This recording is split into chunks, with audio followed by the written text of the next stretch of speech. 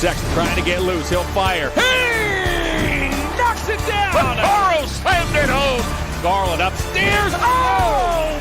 Sexton inside. A thunderous dunk. And Allen blocked the shot at the rim. Welcome to the Chase Down Podcast, part of the Cavs Media family. I'm your host, Justin Rowan. Support for this podcast and the following message comes from Zoom. 500,000 businesses connect using Zoom, a single platform for phone, chat, workspaces, events, apps, and video. Zoom enables real-time collaboration for teams around the globe. Zoom, how the world connects, and connecting with me now live via Zoom in the first time in what feels like a while is my co-host, Carter Rodriguez. Carter, how you doing, buddy? Doing good. Thanks for holding down the fort for me. Had an emergency business trip out to LA. You had an awesome guest, which I was super jealous I missed, in Chris Fedor. So if you missed that pod, please go back and listen to it. Plenty of very, very good tidbits dropped. But just, you're burying the lead. First live pod with the new paint job on the brand package. The gold is back for the Chase Down as well. I'm very excited about that. And honestly, we didn't have a chance to talk about it, you and I. How you like the Cavs rebrand, how you like this new look. How you feeling, man? I love it. Love me some Hoop V. I think this gold is much better suited for kind of pairing with other colors. I always felt like that. Luckily the team already made the joke, so I can make it too. And, the mustard, the wine and mustard.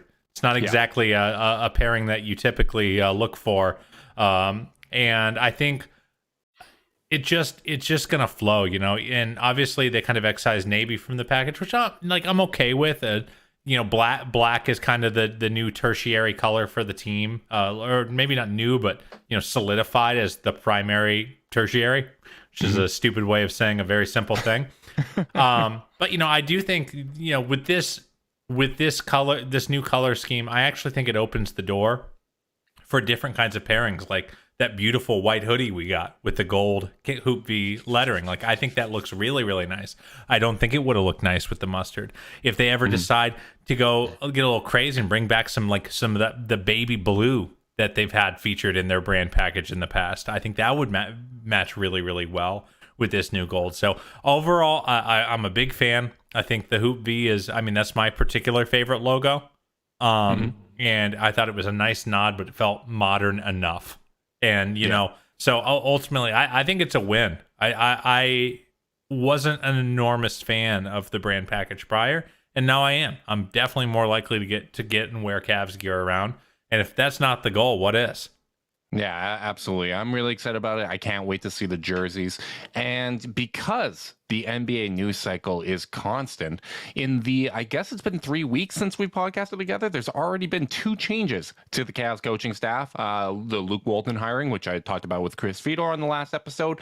And since then, Greg Buckner has been promoted to associate head coach. So I think this news was a little surprising for some people, just with Luke kind of being that new hire. I think people kind of assumed that would be the role. But it's not surprising to me, just given the fact that when JB was unavailable to coach, as well as when he got kicked out or ejected from one of the games for arguing against the egregious calls that the Cavs were dealing. I think that was a cumulative frustration from the whole year. Greg Buckner was the one that stepped up there and was the coach in that situation. So it kind of feels like the making something a little more formal of what was already the case. But, I've heard Chris talk about it on his podcast of how he's been credited for a lot of kind of the growth the Cavs showed on the defensive end of the court. And this just feels like another example of the team retaining talent. I think we saw a very similar thing when Kobe Altman was promoted to president, and then Mike Gainsey up to general manager. So it kind of feels like a similar thing where they added to the coaching staff with Luke Walton without removing anyone that I'm aware of. And now you have the promotion of Greg Buckner. Yeah, this is what happens, in the corporate world. You have a good quarter, good stretch of performance. You get rewarded, Someone like Buckner gets a little bump. Someone like Gansey gets a little bump.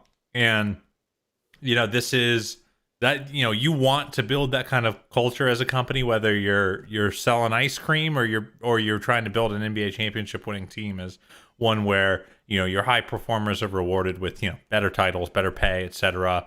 And so big shouts to Coach Buckner. Obviously we're never going to be fully privy to the inner goings on of an NBA coaching staff, let alone even really. I mean, most of the time we don't even know what their roles are, but I think you kind of put the nail on the head here. Like this was their acting head coach when JB wasn't available, and he did great work. So much like if there's ever an off season to get me to have me happy about any front office retention of talent, it's this one, because I think everyone did a killer job last year. Yeah, I mean, that seems to be the major theme, right? Like the reason you do these kind of moves, whether it's on the coaching staff or in the front office, is to retain talent. And as the Cavs turn around their perception around the league, people are going to want to hire the guy that was a part of it, right? Like it's just this thing that we see across coaching, across every sport, across front offices. Like that's just kind of the way that this goes. And there isn't a salary cap when it comes to the coaching staff or the front office and things like that. So it's nice to see that talent retained. As you mentioned, we're never really going to know kind of how stuff is delegated, but it's not clear cut like football where you have an offensive play, you can have an offensive coordinator call a call kind of thing. It's about having a lot of voices, a lot of people working towards the same goal. And it's encouraging to see the Cavs continue to retain this talent. And you hope that the addition of Luke Walton as another voice, another person that can add perspective, is just going to continue to help this core grow. But one thing I really wanted to get into, Carter, because the last time we talked has basically been a month ago now. We need to get into our draft boards because obviously you are impressionable like I am. Our takes change very quickly. We fall fast, we fall hard, and our draft boards are going to change. So I thought it would be a fun exercise if you and I pretended there are 8 players off of the board right now. Let's say Chet, Jabari, Paolo, Ivy, Murray, Daniels, Sharp, and Duren are all off the board. I want us to go through our top 10 guys remaining, Cavs specific. So not in a vacuum, not related to like who we think is the best prospect, highest ceiling, what we want basically out of the remaining draft class. Before we do that, I got to ask, is it Paolo? I believe so. I thought it was just Paolo. I might be wrong. Can someone fact check us here? I've never heard of Paolo in my life, and Paolo is a pretty common name. I think I think you might be wilding a bit here. I might be doing too much, Carter. I think maybe you need to be exposed to a more diverse population there, Justin. Manitoba's not doing it for you. Yeah, there are some drawbacks of growing up in Winnipeg, and one of them is. So please, if you're in the chat on YouTube or listening, go ahead and I'm happy to be wrong here, guys. But I think Justin's admitting a name. I might be. Let's dive into it. Obviously, anyone, actually, with the exception of probably Jalen Duren, but anyone else in that top 8 that might drop: Chet, Jabari, Paolo, Ivy, Murray, Daniels, or Sharp. The Cavs are taking them. They are. This is a group that's definitely a tier above everyone else, with the exception, I think, of the guy that's number 1 on both of our boards.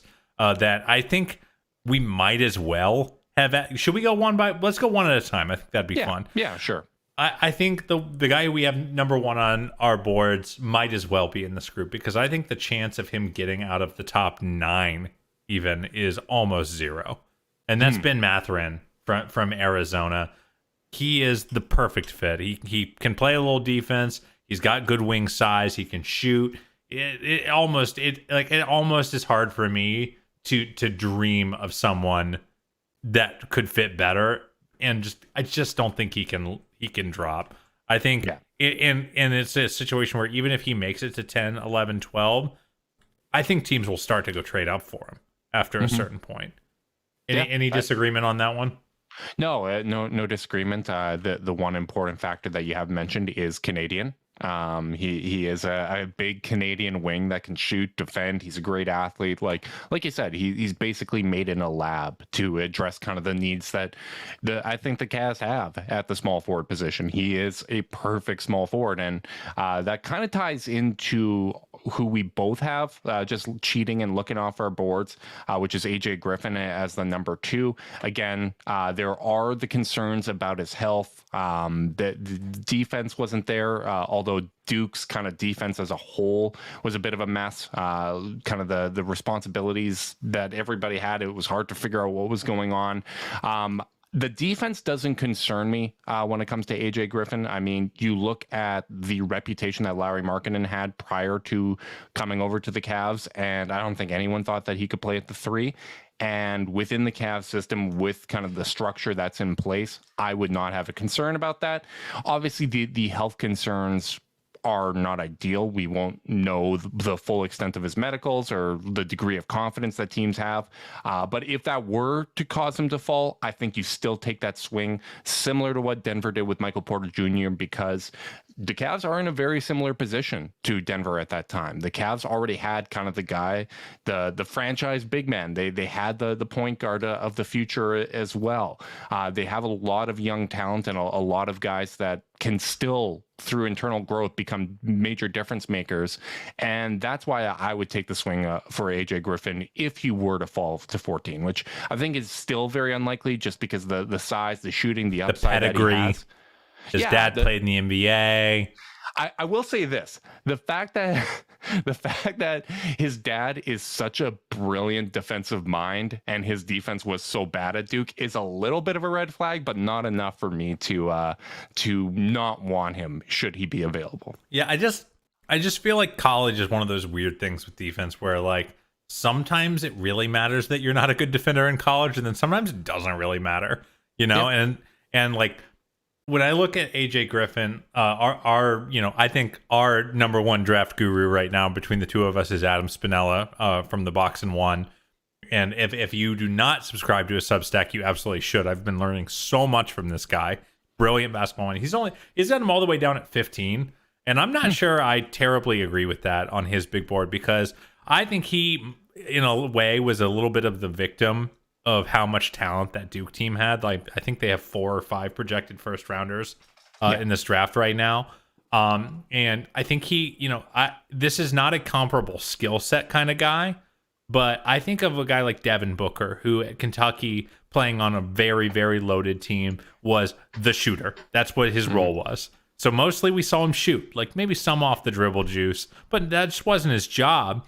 And as a result, he got to Phoenix and we were like, whoa, you are way, way, way better than we thought you were. And I wonder if that's going to happen with Griffin. I think it's this is the first guy that I'm really fixating on the board, Justin, because he's got enough red-ish flags, let's call them orange flags, that you could foresee a drop, whether a team gets spooked by medicals. He didn't, Kristen Peak, who we had on the pod about a month ago, it feels like, told us, didn't weigh in at the combine. Maybe there's just something a little bit amiss there that, teams get a little nervous and walk away, or fall in love with someone who, has more green flags around them. But I feel like this is exactly the kind of swing pick the Cavs should be making at 14. I'm not worried about the injury history, obviously, unless they get some medicals that say some really scary stuff, because I'd rather take a swing at a guy who could be a really high-level starter on a really good team at the 2 or the 3 than, go with a safer pick. So he's definitely number 2 for me. Yeah. And you may be fixating on him, but I gotta be honest, my number 3 on the remaining board here is Johnny Davis, and I am fully fixated on him. He was asked to do a ton at Wisconsin, and there was the ankle injury that may have had some impact on his health, but for me, you look at a guy with that level of basketball IQ. He's such a physical defender. He can defend 1 through 4. He's got the good wingspan. He's got the ability to create space. And honestly, that shot creation and that basketball IQ is such a difference maker for me. And I think you're going to see that as a common theme throughout my board. Is I'm really valuing playmaking at this point. ideally you want to get kind of the big 3-and-D wing, but having guys that can generate offense, that can make life easier for everybody else, I think it elevates this roster. We saw what Jetty Osman did with Ricky Rubio on the roster, and just having another guy that can create those easy shots, I think that makes life easier for Mobley, Okoro, Allen, Garland, all of these guys. To me, even if he's maybe a little undersized to play the 3, I think with his strength, his wingspan, you can definitely get him minutes there, especially when you look at the big man pairing that the Cavs have. To me, my absolute best case scenario that feels realistic without getting greedy, without thinking that we can get Mathurin for some reason, it's Davis for me. Yeah, I think you made a really interesting comp when we were talking about him, which is kind of a supercharged Delonte West type. You know, a guy who maybe isn't your primary ball handler, but has a ton of juice off the dribble, a ton of juice as a bucket getter, but also is a really smart player, a really good connector. I mean, people won't remember how good Delonte West was for some of those Cavs teams. Yeah. There were series where he was their second best player. And 100%. And you know, and obviously, you know, and you know, obviously, you know, good, best wishes to Delonte, but he had a lot of personal problems, and you know, I think that's going to color the way people remember him. But he was a really, really great player, and you can totally see that archetype fitting on this team. Davis also is kind of a capital I intangibles guy. Like everyone seems to love him, big time leader. What is interesting to me is he's coming in with a reputation as a guy who can hit some catch and shoot threes, but the numbers aren't that good there. And I think if you are projecting Davis, who by the way is my number 3 as well, we're chalk, and then we're gonna get crazy, guys, because we're way different from there. You know, I think that if you're looking at, you know, you're kind of projecting and saying, oh, maybe the ankle injury messed him up, and also he was pretty much the only ball handler on Wisconsin. He was the only creator, so you don't really always get fed the best diet of catch and shoot threes when you're the lead creator on your team. Yeah. So I'm hoping that there's more of a shooter than we saw, because I think he is one of those guys who looks like a high floor guy, but I do think those high floor guys that are a little small and a little shaky as shooters, they're a little lower floor than we think sometimes. I mean, and this is no indictment on his career, but look at Jalen Suggs this last year. He was considered the highest floor prospect, the guy who's going to come help right away, and he couldn't shoot, and he's small, so he had a horrible rookie year. Now, I'm not out on Jalen Suggs by any means, but like that is a thing I think you have to kind of account for with Davis, because I think they're kind of a similar archetype. But I still think from a talent perspective, from a fit perspective, from an intangibles perspective, he's got to be number 3. And he's quite a bit of fun. So no complaints here. Who do you have at number 4? Oh, at number 4, I got Malachi Branham. I am a sucker for a storyline, and he rates very, very high on my That Boy Nice meter. Like all the stories about kind of his maturity, the way that he's impressing teams in the workout, his understanding of basketball. Like I understand that there's some overlap with Karis LeVert, but I just think that when you look at his ability to go out and score, I think that's really, really special. He has great length. Honestly, the fact that he basically measured the same size as Abaji really kind of moved my perception of both players. And I just think that shot creation, like I can see a role for him right away, even if he's coming in off the bench, which would likely be the case for no matter who they draft at 14. But he's going to be able to hit open shots. I think that there's a lot that they can use Branham in ways that can unlock their offense, and could be a lot of fun with that second unit. So for me, Branham's probably my number 4. So I'm going to go ahead and say some things that are challenging. Okay. It doesn't mean what's so nice is I wrote down 10 players on my big board, and I would be fine. I could be pretty excited about all 10 of them. Oh, so we should talk about your tweet about who you'd be excited I'll tell you who would be 11th. We can get to that later, though. So I have some pretty big concerns with Branham. Our boy Spinella has him all the way down at 28th on his big board. Yeah. And I don't know if that's fair. I think it's a little too I think it's a little too harsh, but I do think there is some validity to it.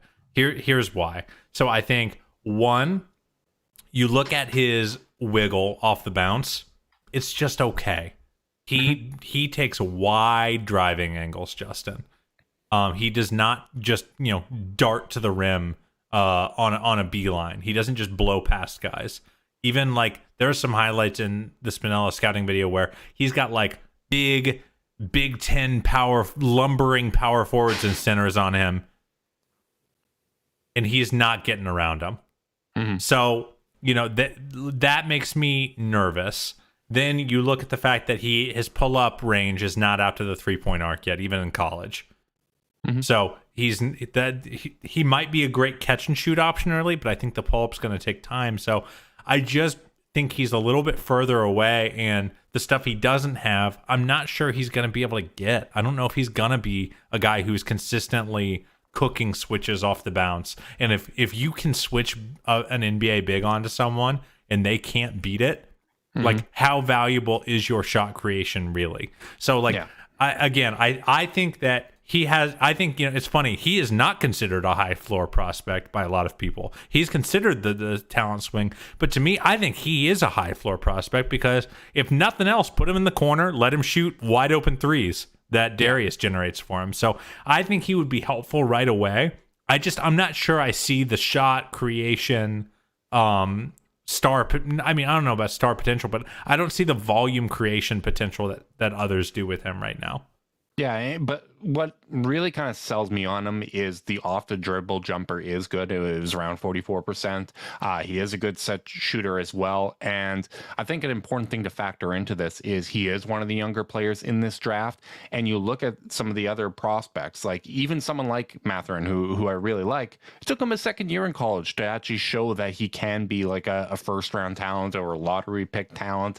A lot of the guys that we're going to talk about are second, third year guys, and I just think that there's untapped potential there. I think if he went back to college, he'd be a no doubt top 10 pick, and that kind of upside swing to me is really, really attractive. And as I said before, I'm a sucker for a storyline. I mean, at the end of the day, like, I've already kind of fallen for this group that we currently have, which is a big part of why I'm an advocate for running it back.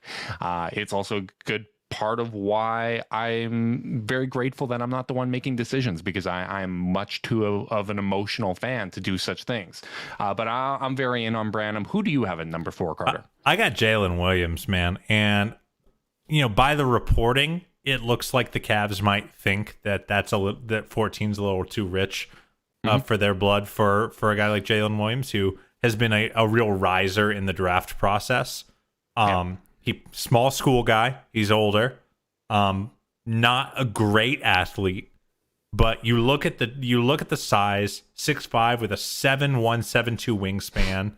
So you can project that he's going to be a guy who can find some good angles even against better athletes. He's a really, really strong pick and roll creator offensively. He is not a bailout get you a bucket guy.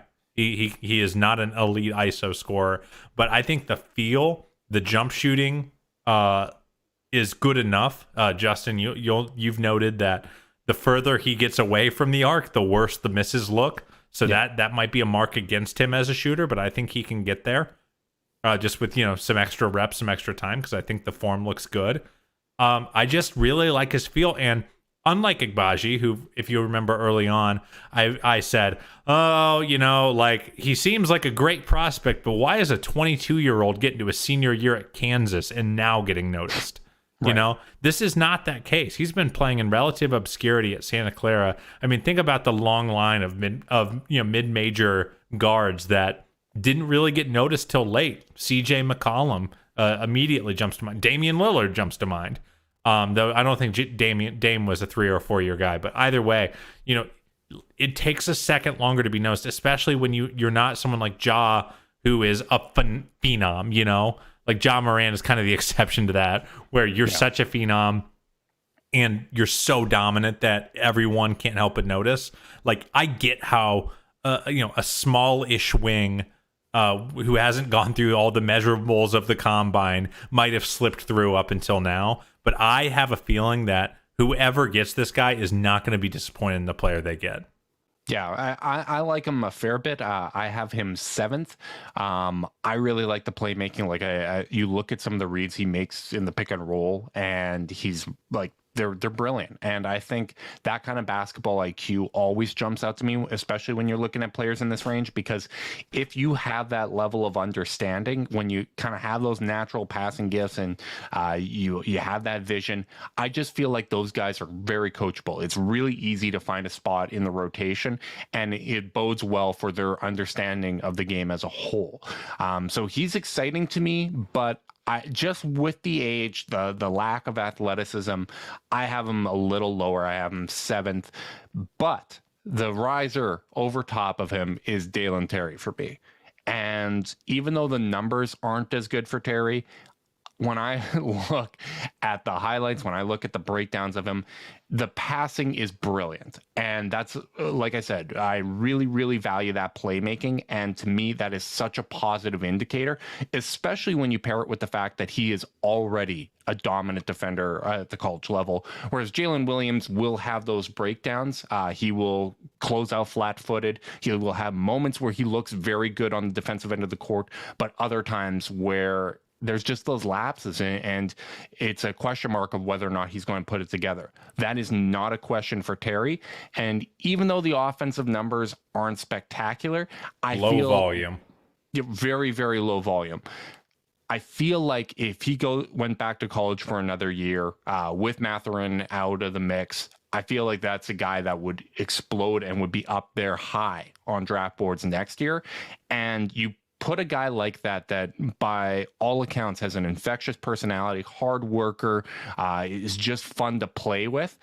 I feel like that he's someone that's going to be able to embrace the role the Cavs likely would have for him and thrive within that role. I mean, he was a glue guy, a really high-end role player for Arizona, and that would be what he would likely be asked to do with the Cavs coming in off the bench. So when you factor in the fact that he is a better athlete, I think his passing is actually better. He didn't get to showcase a lot of his offensive game, and it wasn't at a high volume, but he did showcase tough shot making at times. It wasn't just like his percentages are good because it's all in transition and it's all easy setup shots, even though he does get out in transition. He is a tough shot maker, and when you combine that with the passing, the athleticism, the defense, the character, the just how fun he is to watch, that's why I have him so high on my board. I'm just not there yet. I think the volume scares me. I worry about picking someone whose jumper isn't quite as ready. Again, I'm just going to keep... I mean, I'm just parroting a lot of Spinella right now because his stuff has been so good. And, and I've learned a lot from him. And, Spinella kind of wrote that the jumper was never really there for him. And then he kind of widened his base and it got there. Yeah. So he kind of... The problems with the jump shot aren't like super, like it's not like there's some hideous hitch or anything like that. There's a lot of bad habits, right? Like it's things like expanding the base and just getting, like he will shoot well with good form at times. And then other times on the move, those bad habits come through. And when you look at the Cavs' history of that aspect of player development, it's encouraging for me. Yeah, I think, I think the fact that he's also like he is a guy Kobe Altman would love, because he is like apparently just shined in the interview process. Like everyone thinks this kid is such a good kid, works super hard, like just very infectious. And you can picture Dalen Terry in a Cavs jersey in a Cavs locker room celebrating a win, wearing the junkyard dog chain. Like it's all super easy to see. I will say I'm worried about the volume. I'm worried about the jumper. And it's just, you see the flashes. Like he makes passes that a low volume offensive creator does not make. Like some of those backdoor bounce passes to cutters along the baseline are really advanced stuff. I'm just worried that he might be a guy who kind of disappears for a bit. And the other thing, and this is a smaller concern, especially if we're talking about a guy like Johnny Davis, but I don't know if he's really going to be a 3, even though he's 6'7". He's skinny. Yeah. He's going to be a guard. He's going to be kind of like Danny Green, where he's a guard chaser and uses his length to kind of stay connected to shift your guard's hips rather than guarding big wings. So, like, if I'm going to take a taller guy with, if I do think I have a long-term need at the 3, I don't think he's scratching that itch, and I don't think his talent level is quite as high as Davis. I think they're kind of similar players. I think they're and I think they're kind of similar players, and like the value they bring. It's just it just feels a little rich for my blood. Like if the Cavs had a chance to trade back into 2022 and he's still there, ooh baby, I would love for them to find a way to do it. I just don't know about 14. But with that said, if you love a guy, just take him. So I'm not going to be mad if they take him, even though I think it's a little too high for him. That's one thing that happens every single year where people will say, man, I really like this prospect at 14, but I'd feel more comfortable with him at 20. That is a thought process that only exists in mock draft season. Within 10 months, we are going to have redrafts where Desmond Bane isn't going 30 because, you know what, even though I kind of like his upside, he's older and we don't know how he's going to work out. Cam Johnson's laughing Kobe White's laughing at Cam Johnson for going so high when he probably should have gone over Kobe White. Like, if you have confidence in a guy and you have confidence that you can develop him, I think you take that guy if you feel he has the best upside. To me, it's Dalen and Jaylen are in very similar archetypes. Jalen's got a bigger body. I feel more confident that he can play at the 3. It's just like if you look at Jaylen last year, or when he was the same age as Terry, you're talking about a guy in a worse conference on a worse team, averaging 11 points per game, shooting 40% from the floor and 27% from 3.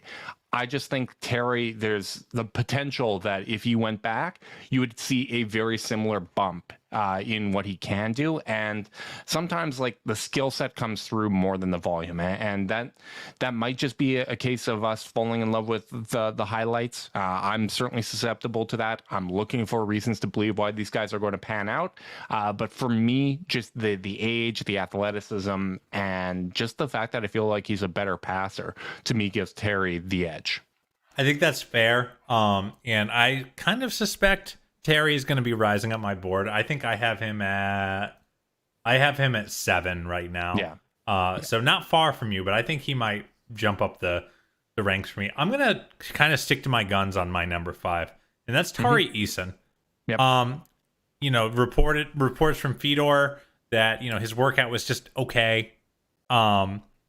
This is, if Branham's the guy that you like that Spinella doesn't really care for, Eason's mine. He's 26 on Spinella's big board. I get it. He can't go left at all. He's not an ambi-turner. He doesn't have the best hoop IQ. His playmaking, numbers are not good. Assist to turnover ratio, whatnot. He's probably much more of a 4 than a 3, and if he's a 3 for the Cavs, it's probably more of a byproduct of their roster than Eason himself. But I'll tell you what, I'm in love with the raw athleticism.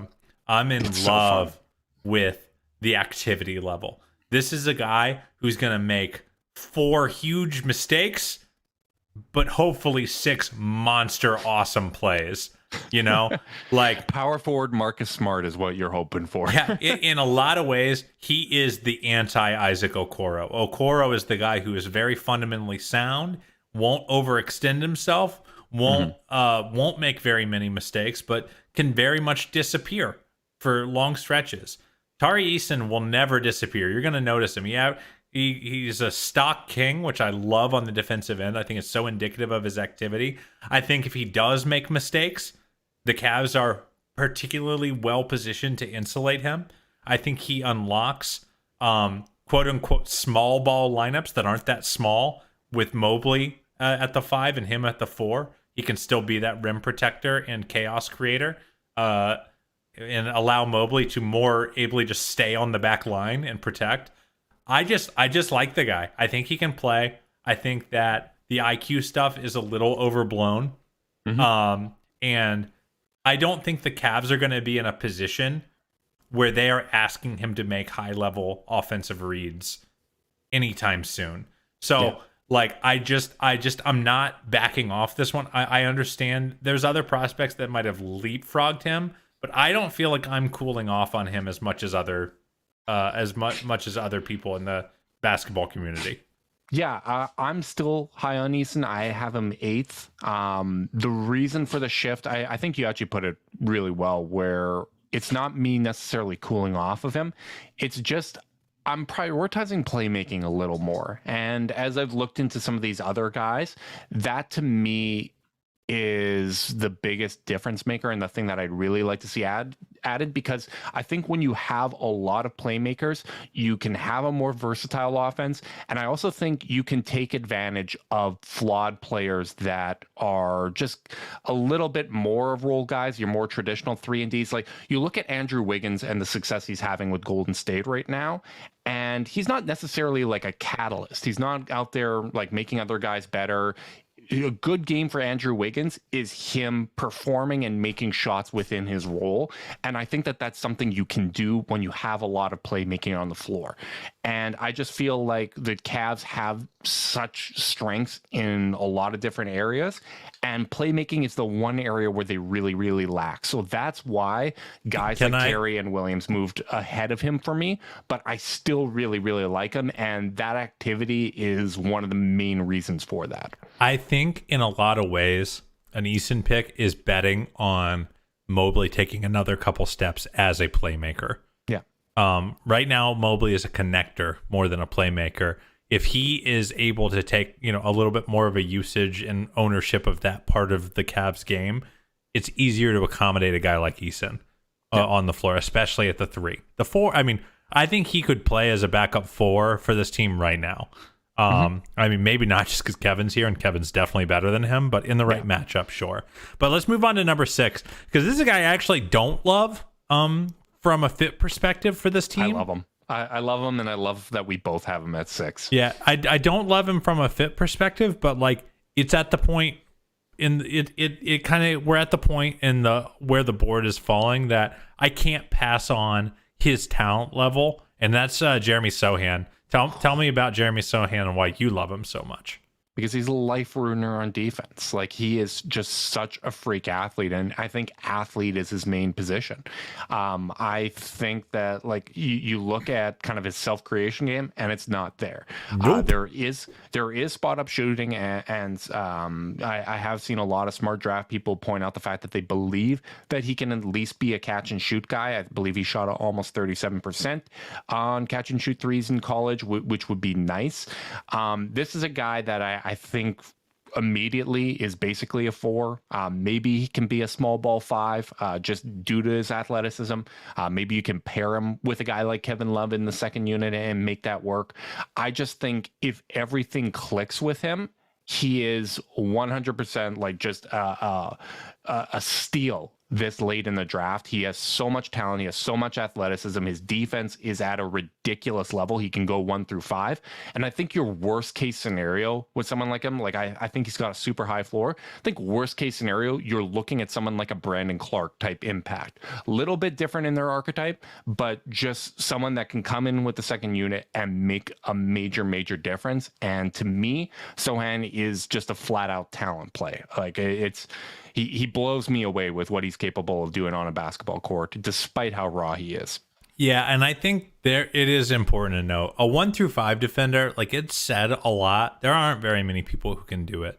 Yeah. Probably can count on 2 hands. People who can do it against even decent 1s or decent 5s. Typically, you're giving up something in a pretty major way, and I think you're right. He can absolutely do that.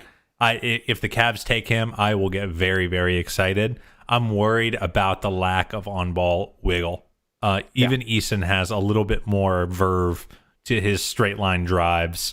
I saw a few plays that were like supposedly highlighting Sohan's off the dribble game, and it's like he's just not shaking these slow college bigs. And I don't think he's as explosive of an athlete as Eason is. So he doesn't just have the cheat code of activate rocket boosters and yam on people on the offensive end. I think defensively, you're right. He is not as high of a stocks guy as Eason. So, he's going to be a little bit more of a hybrid between the Okoro, just lock down, don't mess up, and the Eason chaos engine, which I think he's the best defensive prospect of the group, of those three names, for his ability to kind of ride the line there. Mm-hmm. But yeah, I just think, and it's also worth noting, he also unlocks those Mobley at the 5 lineups that are a little different than the Jarrett Mobley pairing, in terms of how they can defend. So I like that from a versatility standpoint. I don't see the playmaking everyone else seems to, especially as a passer. I mean, I haven't seen that many clips where I've seen him make advanced reads, and his assist numbers aren't that good. So I'm probably just missing something because I haven't dived in enough with him, but that's where I'm at. I'm fine. I'm fine with Jeremy Sohan, and he's more talented than I think anyone else that I'm going to have on my list. So I'm fine with it, but I'm not he isn't one of the first names that jump into mind for me. Yeah, I mean, if he could at least hit a catch and shoot 3, you could close with he, Mobley, and Allen, and that is impossible to score on. Like that, it doesn't matter who you could put me and you as the starting backcourt, and God knows we're not gritty. Yeah, he's just exciting to me. That's a talent play. That's an upside swing. You'd be betting on your player development, which I think no matter who you pick at 14, you're kind of betting on that player development. From there, I think we have some overlap. We can fly through 7 and and your 8 pick. Yeah, I have Jaylen Williams 7, Tori Eason at 8. Carter, who do you have at 8? So at 7, I have Dalen Terry. So we've already discussed him. At 8, I'm ready to go Agbaji at this point. I know you have him 10. I just think that, spoiler alert. Sorry. I just think at this point, if you're this far down your board, it means a lot of the guys you fell in love with are gone already. Mm-hmm. And this is the ultimate safe pick. And I was sitting here, I was doing laundry yesterday and just thinking about this pod, because I actually sometimes think about the pod. And I was thinking about Agbaji and why and kind of where I feel about him. And I got to this kind of one sentence career, I think, or one sentence summation of the career I think he's going to have. I think he's going to be in the league at least a decade, but it might be in the same way that Tony Snell has been in the league for a decade. Oh my goodness. And that's no criticism, but Snell is a guy who's always going to stick around because he's got wing size, he can eat minutes, and he can shoot. He can't shoot awesome, but he can shoot. He can hit an open corner 3. He's not going to make terrible mistakes, but you're always going to be a little bit why isn't Tony Snell better?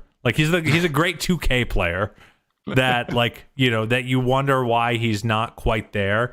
And I think that that's kind of where I am with Agbaji. I think there is a version of him that is almost Danny Green-esque. I think that's the uber ceiling, and there's a lot of comparisons with those two players where it's the 3-point shooting, the volume 3-point shooting. It's the playing at a major program for several years before catching on. It's the defense. It's the absolutely zero shot creation past one dribble. It's not, there's no assists happening here, no rebounds really happening here. This guy is just a smart player, and I think that's where that's his best case archetype. Carter, you're putting way too much into this creation. Boston made it to the NBA Finals without a single player that can dribble. I think Agbaji can definitely have a role. I would feel good about him. I wouldn't get super excited, but I would kind of be like the Cam Newton head nod gif, where I just I'm so confident that he's going to be a rotation player in the NBA, and I think he slots in and fills needs for the Cavs.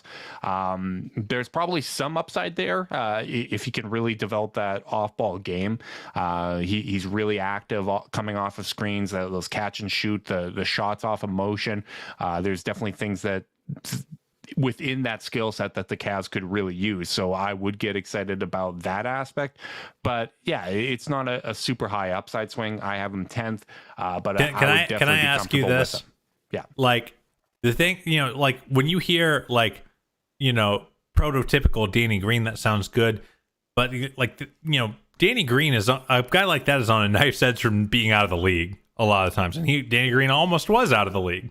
He was twice, cut by the Cavs and the Spurs. So, like, do you think it is worth taking a player whose best case scenario is Danny Green at 14? I don't necessarily agree with that, just because there is the athleticism to his game. Like, I think you're underrating the kind of athleticism Danny Green had as a young man. I know he could was so dunk. good with those chase down blocks. I know he could dunk, but I just.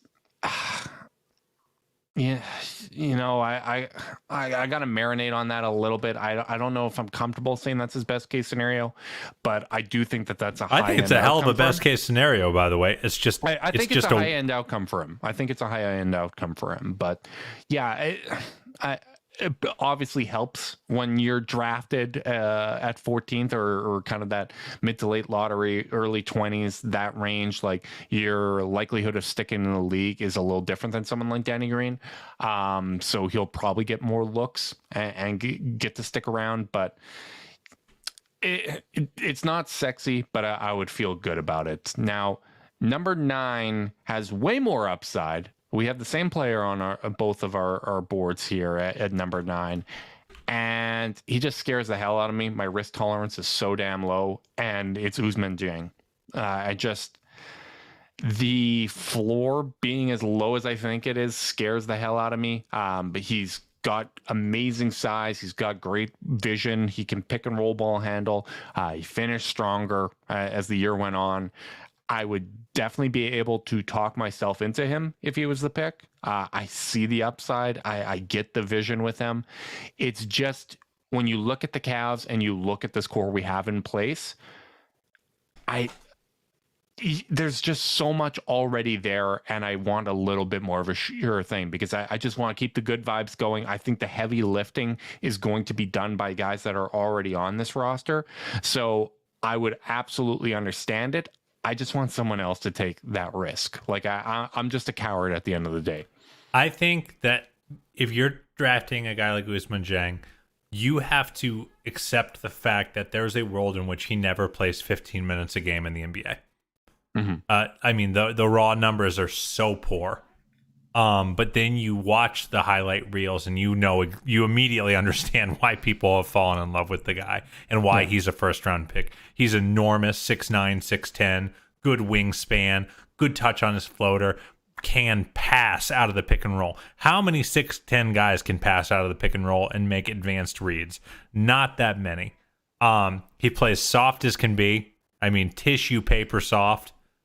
Does not use his body to get into guys' chests at all. It's all length and wraparounds.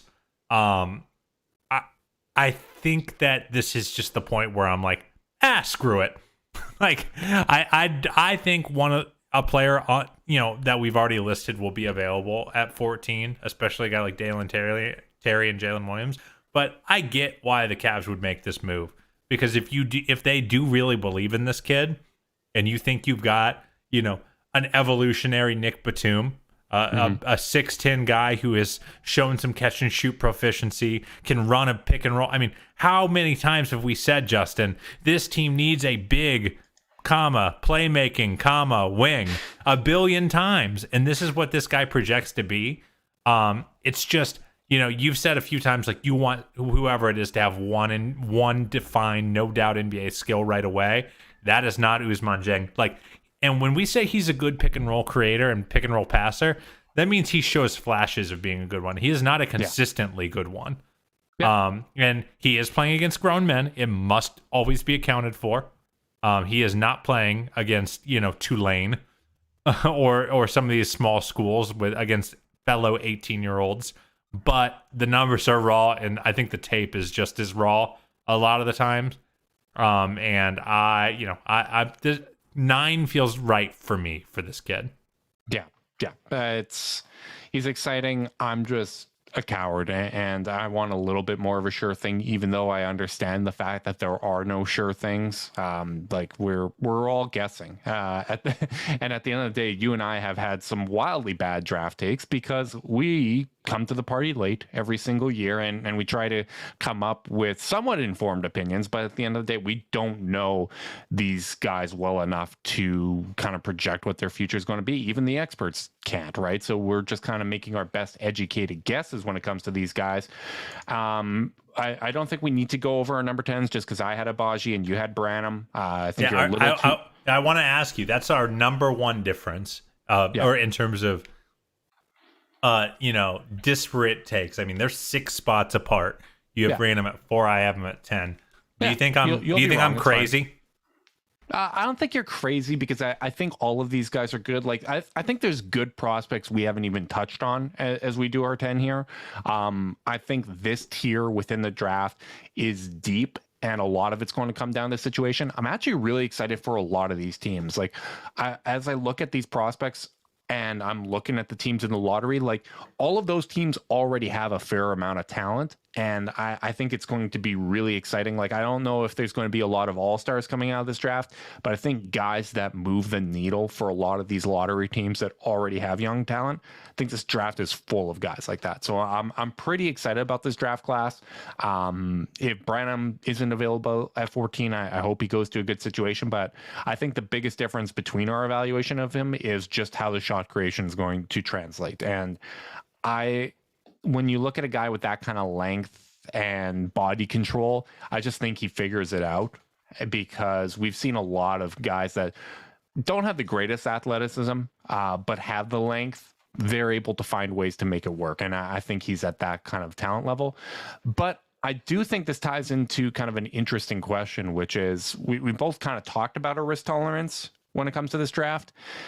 I want to know who's the worst player currently in the NBA that you would trade the 14th pick for. So don't think about matching salary or anything like that. That's a whole nother level that makes this question more complicated. But just straight up, if you could move the 14th pick for a player that's already in the draft, or already in the NBA, sorry, who would you go for, Carter? Well, I'll tell you what, Justin.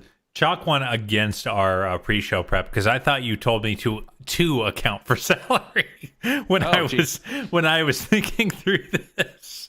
So, do you want me to go first then? No, I got some names. I got some names. I think the answer is Norm Powell.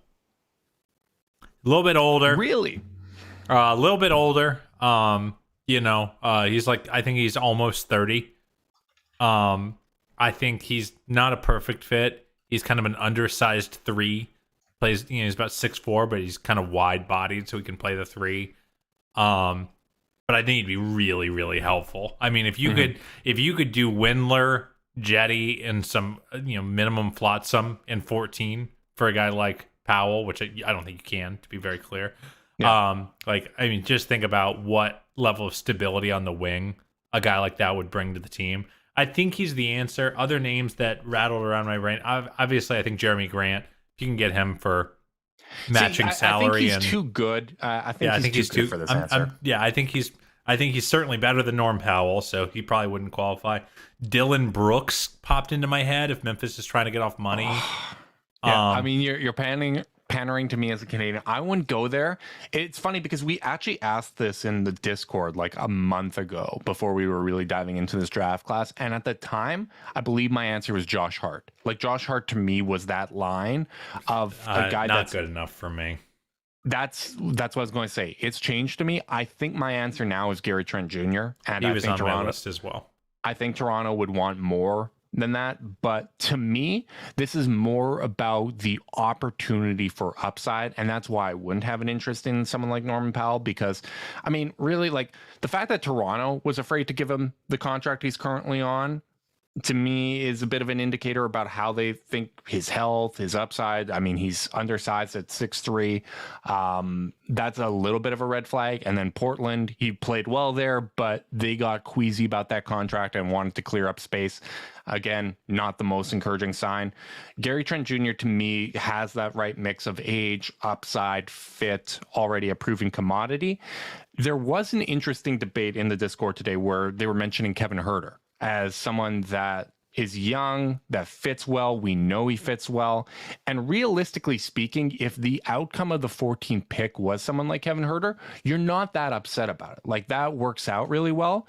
But at the same time, I would bet good money that from 14 on, so the rest of the draft, if I'm taking the field versus Kevin Huerter, I think the odds are really high that there is someone better than Huerter available at the 14th pick and beyond.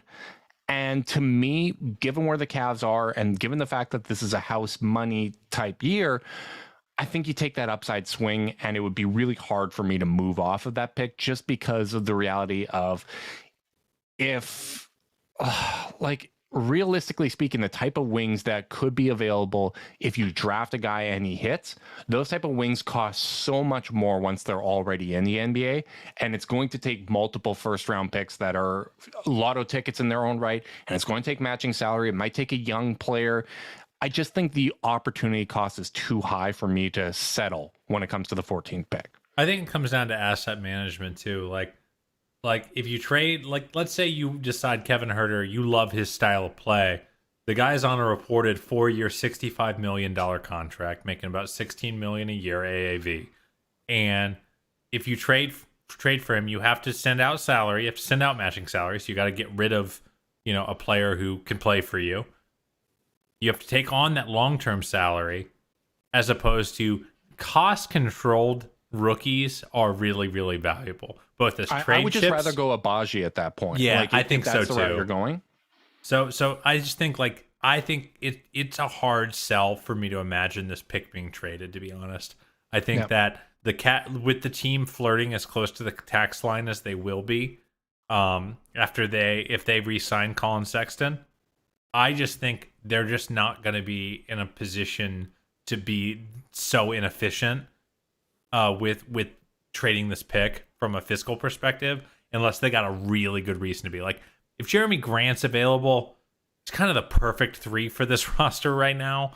Mm-hmm. I get it. You're willing to take that leap, but like for as flawed of a player as a guy like Gary Trent Jr. or Kevin Huerter, who are already making good money, I just don't think it's going to happen. I don't think it's good. I don't think it's smart asset management. And like the worst thing you can do after a very promising year is accidentally box yourself into a corner with salary that you have a hard time moving. Mm-hmm. And I think it's also important to remember this isn't going to be the last chance the Cavs have to take a swing. Like I think there are going to be swings in the future. I think. Yeah, like they could take Mark Williams. I mean, that would be a really interesting swing. Mike, I hate you. I hate you. I'm not. Center. I'm not lying either. That's why you hate me. Yeah, I know. I know you're being genuine. And he's not in my top 10. Isn't that good enough for you? That doesn't make it any better. I just. I'm sorry that I have 11 players I'd be happy with the Cavs taking. Oh, I've got more. I've got more than 10. Don't you worry about that, and even more that I could probably talk myself into. But this isn't going to be the last swing. Like there's very good chance that at some point a consolidation trade happens in the next 5 years. And you're going to take chances on guys in free agency. You're going to take chances on guys in trades. And you look at Golden State, you look at Boston. Those are teams that took a lot of chances and struck out. Like, you have to be light on your feet. You have to not double down when you've made mistakes or when you've taken a chance on a guy and there isn't a good fit. And I think the Cavs have done a good job of that in the past. I think Andre Drummond's a great example of that, where, hey, took a swing because the cost was so low, didn't work out. You move on from it. You advance and move on. Like, the Cavs are going to have other chances to take a swing. I just think this is a really, really great opportunity just because of the things you mentioned when it comes to rookie scale contracts, when it comes to the fact that wings just aren't available in the NBA, and even someone like Andrew Wiggins, like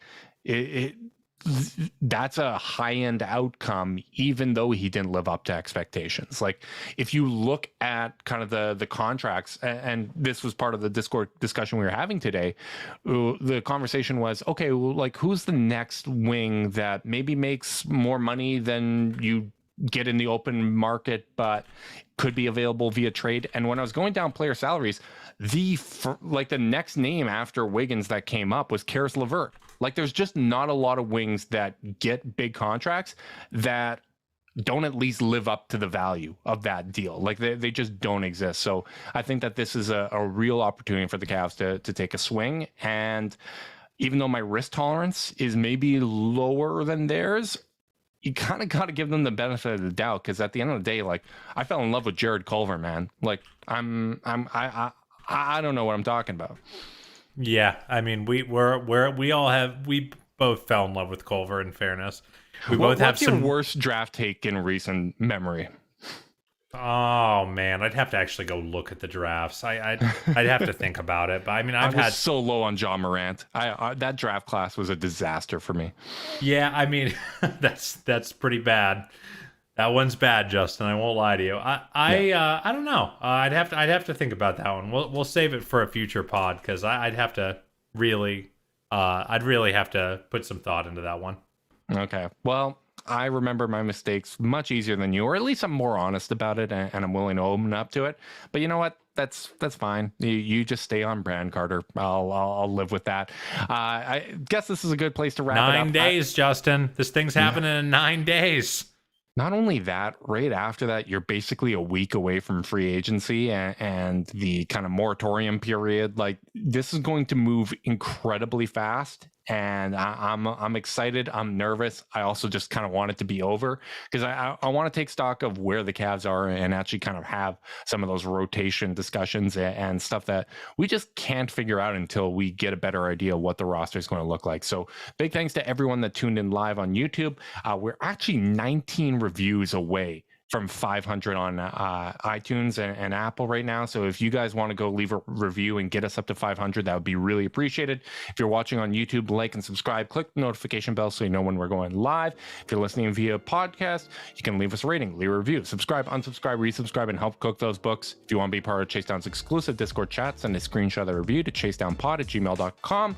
However you choose to support us, we really do appreciate it. Make sure you guys are staying safe out there. Until next time, go Cavs.